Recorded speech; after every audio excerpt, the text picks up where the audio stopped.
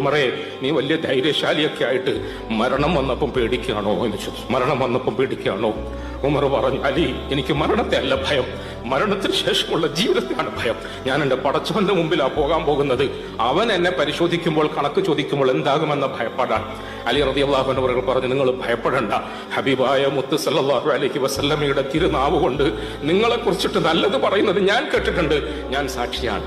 ഉമർ ആവശ്യത്തോടെ വയ്യാത്ത അവസ്ഥയിൽ എഴുന്നേറ്റ് നിന്നിട്ട് ചോദിച്ചു, അലി, ഈ പറഞ്ഞ വാക്ക് നാളെ പരലോകത്ത് പടച്ചവന്റെ മുമ്പിൽ നിങ്ങൾ പറയുമോ? മഹ്ശറയിൽ നിങ്ങളിത് പറയുമോ? മഹ്ശറയിൽ നിങ്ങളിത് പറയും? അലി റളിയല്ലാഹു അൻഹു അവർ പറഞ്ഞു, മഹ്ശറയിൽ ഞാൻ പറയുമെന്നല്ല, ഇതാ എന്റെ കൂട്ടത്തിൽ നിൽക്കുന്ന അഷ്റഫുൽ ഖൽഖിന്റെ തൊടയിൽ ഇരുന്ന് വളർന്ന പ്രിയപ്പെട്ട പൗത്രനായ പേരക്കിടാവായ ഹസനും ഞാനും ഒന്നിച്ച് നിങ്ങൾക്ക് വേണ്ടി സാക്ഷി നിൽക്കും. നിങ്ങൾക്ക് വേണ്ടി സാക്ഷി. നിങ്ങൾ മഹാത്മാവാണെന്നതിൽ സംശയമില്ല.